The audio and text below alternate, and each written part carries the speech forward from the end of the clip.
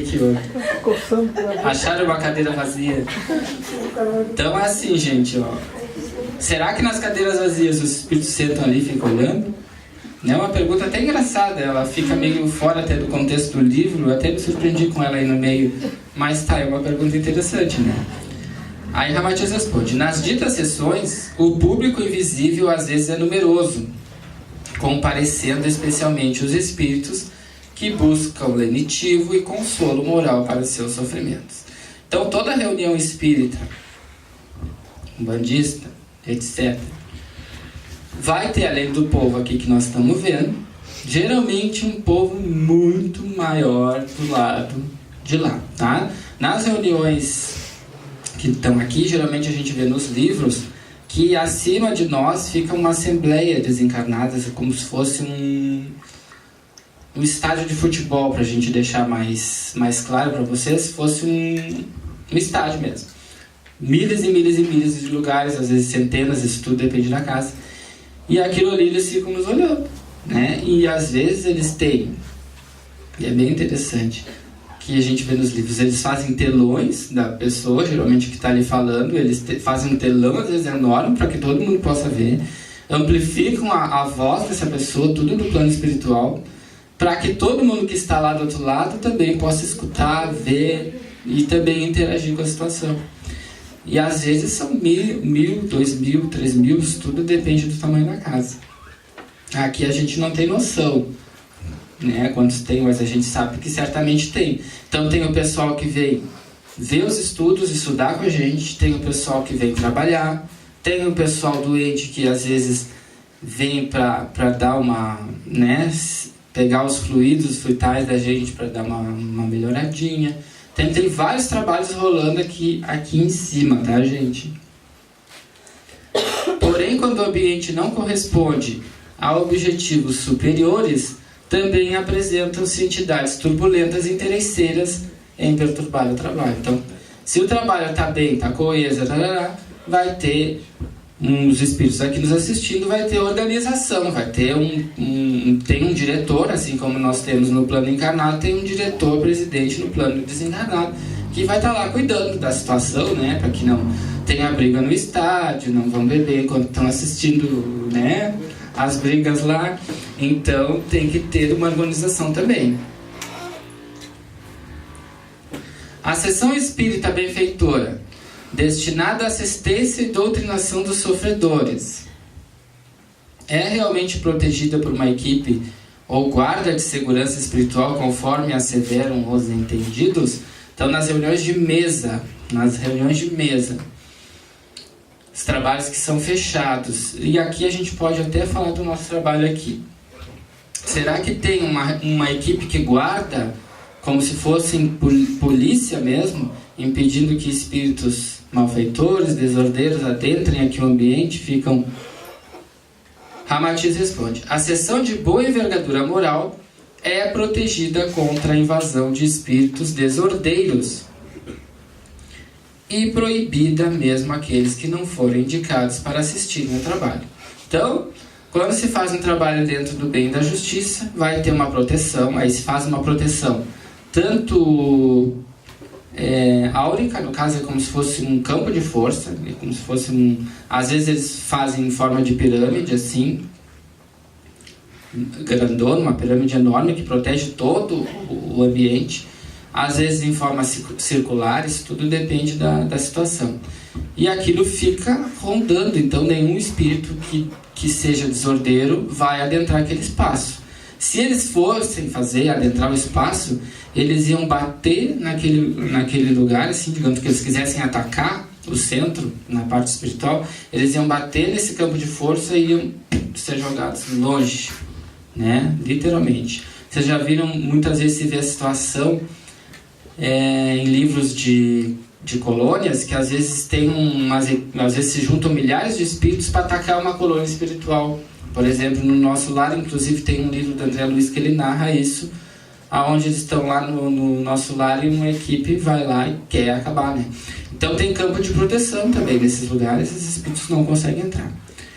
Porém, se os que estão ali na reunião baixarem as vibrações e tiver algum mago muito poderoso, ele pode quebrar esse campo de força. Então, porque o campo de força ele é nutrido também pelos pensamentos daqueles que participam dos trabalhos. Por isso que tem que ter sempre uma boa elevação de pensamentos para que se mantenha esse campo de força. Nas vias de acesso ao recinto onde ela se efetua, onde essa reunião se efetua, os mentores distribuem guardas. Então, digamos que nas ruas aqui, nas encruzilhadas, aqui, ali, às vezes na outra quadra, às vezes a 100, 200 metros, para lá, para lá, para lá e para lá, vai ficar soldados, literalmente. Quem são esses soldados que geralmente guardam essas encruzilhadas? São os Exus e as Pombagiras, que eles vão ficar lá de prontidão, tá? No livro do André Luiz, na série do Nosso Lar, ele chama de sentinelas. Na verdade, são geralmente Exus e Pombagiras que ficam guardando esses lugares para impedir que os espíritos desordeiros possam adentrar a reunião. Porque nos bons lugares de reuniões espíritas, umbandistas e etc., fica uma luminosidade, assim, às vezes a metros e metros e metros de altura e de distância. Forma uma aura de radiação tão grande que quem está na volta vê aquela luz e vem aqui saber o que é. Então é por isso que tem que ter guarda em tudo que é lugar. Isso sempre, geralmente nos dias de reunião, essa guarda é mais equipada, e nos dias que não tem reunião, de qualquer forma tem guarda, porque o trabalho aqui em cima tem sempre, todos os dias, toda hora. Então, nas vias de acesso ao recinto onde ela se efetua, os mentores distribuem guardas que impedem o ingresso. E agora?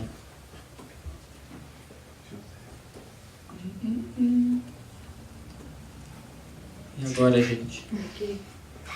Me perdi. Me pedem o ingresso, terminou. Tem que ver aqui no livro.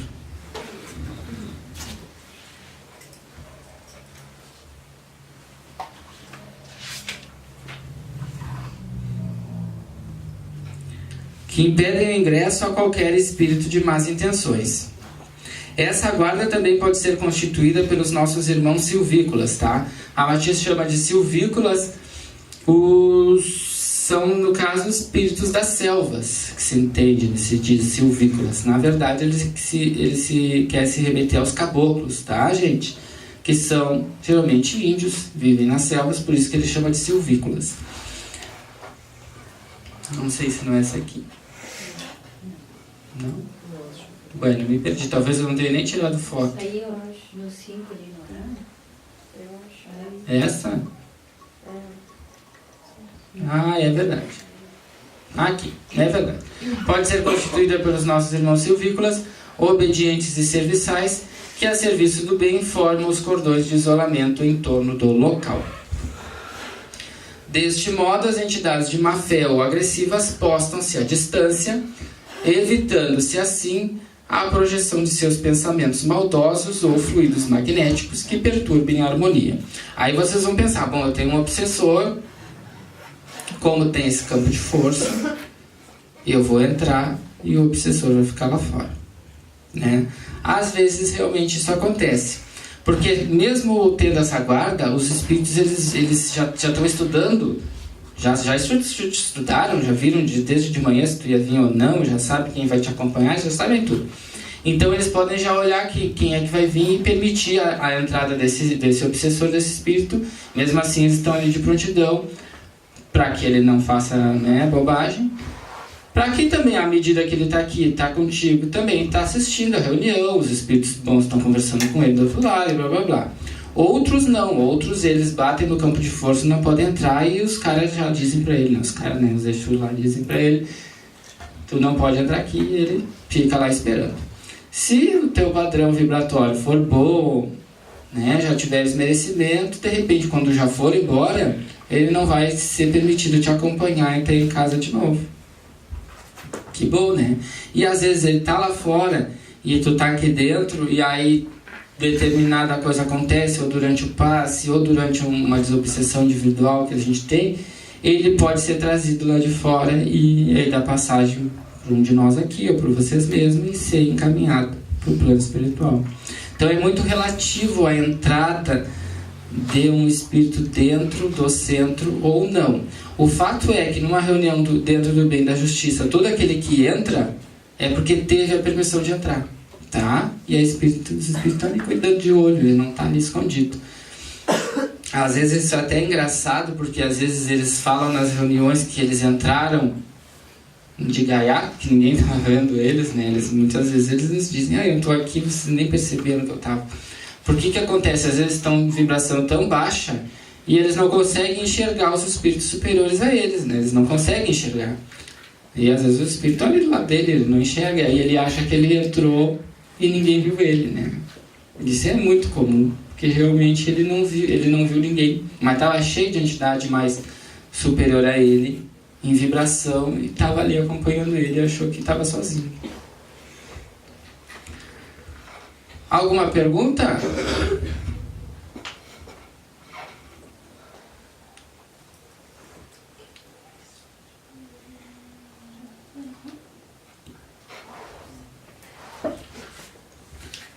Alguma pergunta escrita? Que eu sigo perdido aqui.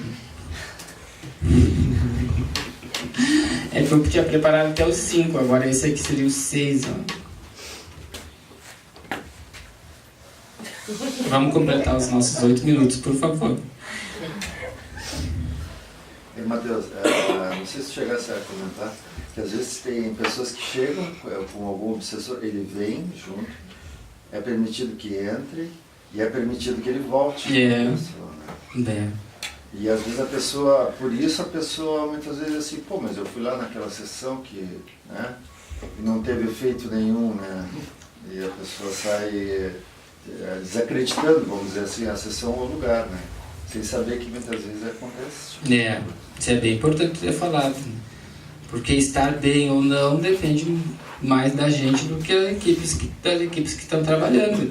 Porque as equipes que estão trabalhando, se tu estiveres dentro de uma casa, que eu sempre digo dentro do bem da justiça, eles sabem se está na hora ou não daquele espírito ser encaminhado. E muitas vezes não está. Muitas vezes tu não mudou o teu padrão vibratório, o espírito ainda não está pronto a ser encaminhado e ele pode voltar para casa contigo sim. Por quê? Às vezes tu procura um milagre. Só que é um milagre. Às vezes a gente só vai num centro espírita, num banda, para ter um milagre. Depois de realizado o milagre, a gente não volta mais. E aí os espíritos conhecedores que são da nossa psicologia, o que eles fazem? Eles às vezes vão deixando que tu fique com a entidade para que tu volte a casa de novo, e depois de novo, para que tu realmente queira te melhorar e não querer um milagre. Porque querer milagre não adianta. Vai ter um milagre se tu tiver, digamos, a força da semana que vem tu pensou errado de novo, já pegasse um outro, para depois mais tarde tentar um novo milagre. E assim às vezes a gente fica até os 80 anos esperando a morte, né? Só à procura de um milagre, como aquele filme.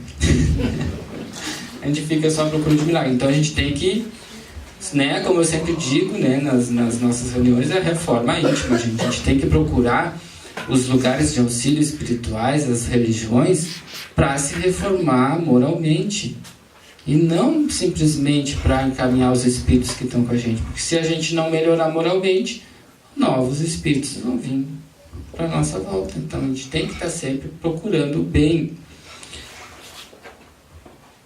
Mais alguma pergunta? Matheus, hoje mesmo eu estava ainda conversando com o Fabiano a respeito disso aí. A chave de tudo é o autoconhecimento. E com o autoconhecimento, tu vai ter a tua auto-melhora. Então, todas as religiões, não importa o segmento que seja, o fundamento é tu ir lá te auto-melhorar, né? Eles são só um auxiliar, eles não vão te auto-melhorar, é tu que vai te auto-melhorar. E é bem importante que tu falou, porque até agora já me veio na cabeça que quando a gente formou o centro, que a gente fez a reunião, né, apenas fechada, até porque a gente não...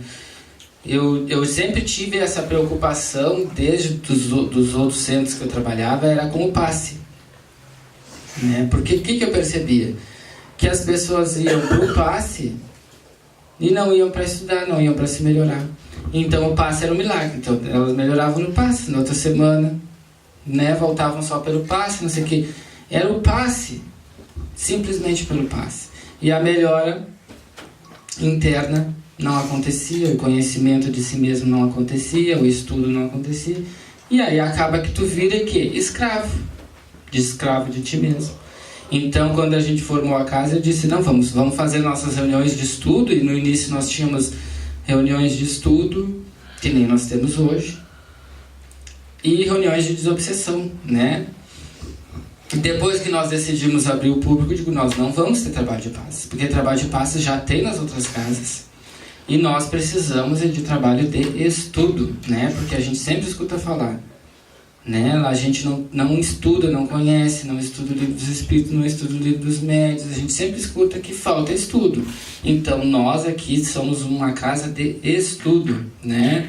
E nós temos os nossos trabalhos de desobsessão, trabalhos de passe isolado, quando a pessoa realmente tem um problema grave, né? Porque, como eu falei no nosso curso de passes no domingo, né? A gente não pode ser um papa passe, né? Querer passe todo dia, porque o passe não vai resolver. O que vai resolver é sempre a nossa melhora íntima, né? Então, por isso que a gente sempre convida toda a pessoa a estudar, né? Por isso que nós aqui temos estudos sempre, nós temos estudos terças, sábados, e vamos ter mais um agora na segunda. E porque quando a gente fundou a casa, era esse o nosso objetivo, né? E acredito que vai ser até o final dos nossos dias. E a pessoa, como tu falou, o Papa Passe é essa situação que tu estava falando agora. Tu toma o teu passe aqui, só que tua frequência, tua vibração é a mesma, aí tu sai ali fora do portal ali, e já teu obsessor já encosta ali, já segue a mesma coisa a semana inteira. Aí passa mais uma semana, tu Te olha e diz, cheguei. Fica só te esperando na porta. Cheguei. Vamos pra casa? Que eu vou te cuidar. É. Então, quantas vezes com o estudo? Às vezes a gente estuda 1 ano. Às vezes o estudo que tu tem de 1 ano na casa, onde tu aprende, né, toda a questão do espírito, perispírito, evangelho, moral, blá blá blá blá blá. Em 1 ano às vezes tu aprende e isso te leva para viver bem a vida inteira do que 10, 15, 20 anos tomando passe, né? Porque na verdade, enquanto a gente está sentado aqui, nós falamos, as equipes espirituais estão aqui em cima da gente. Quantos milhares nós temos aqui em cima nos doando energia? E outra coisa que eu acho importante comentar, não é só simplesmente o conhecimento em si, tu encher tua cabeça de coisa. É a aplicação. Né? É a aplicação na tua vida, é a tua, né? Tu praticar o bem, tu doar. A caridade, sem caridade não há salvação, né? Já dizia. É. Então, o importante é justamente isso aí, é tu realmente merecer o bem. Se tu der o bem, tu vai merecer o bem. E por causa da sintonia, a pessoa também ela vai buscando melhorar o seu pensamento, a sua vibração. E é isso que a gente tem que ensinar.